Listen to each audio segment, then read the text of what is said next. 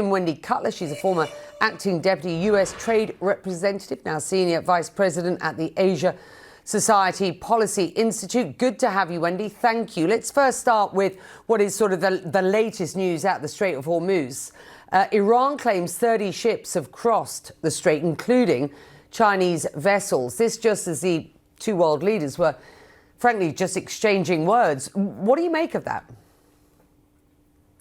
Well, look, I think it's interesting that China has been pretty quiet about Iran in the discussion on Iran developments with the president today. But our president has tweeted out that both sides agree on the importance of keeping the Strait of Hormuz open. So we'll have to see after this meeting whether that means that China will put any muscle into efforts to try and bring more stability and peace to the Mideast region. Okay.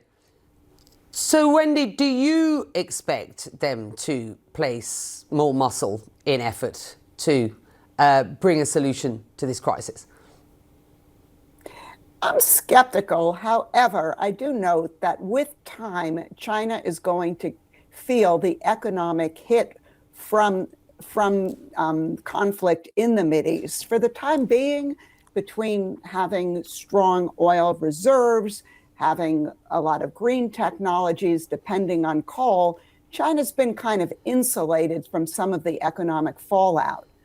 But if the conflict continues and China cannot continue to export to the world at the clip speed it's doing now, that will have serious implications for Chinese domestic economy, which relies on exports, not domestic demand, to keep those GDP numbers up.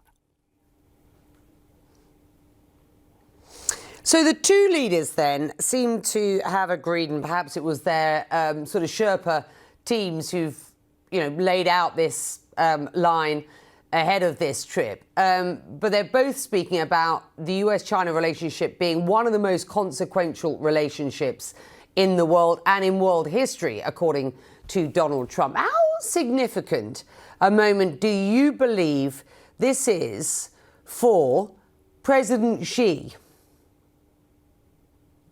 Look, I think for both leaders, this engagement is very critical for them to pursue their own agendas, right? Stability in the relationship is of interest to both leaders.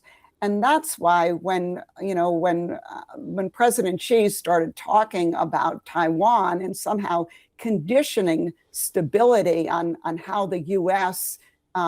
approaches Taiwan, I think that's a bit disingenuous. I think both sides have their own reasons for wanting stability now.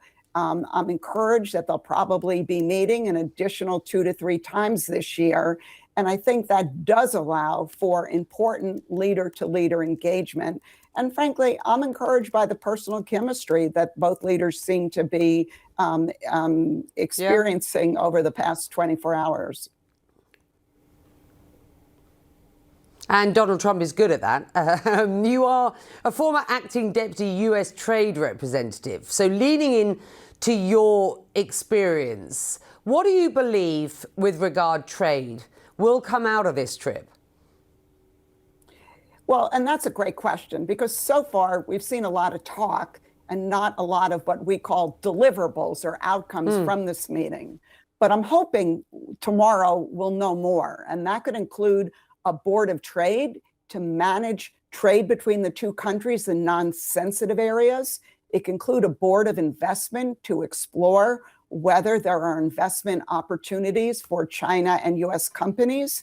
And also, I'm expecting that China will announce some mega billion multi-year purchases of U.S. agriculture going beyond soybeans to include possibly corn and beef, but also aircraft and energy. So concrete deliverables are very important in my view. Talk is good, but talk only gets you so far. It's good to have you. Thank you very much indeed for joining us.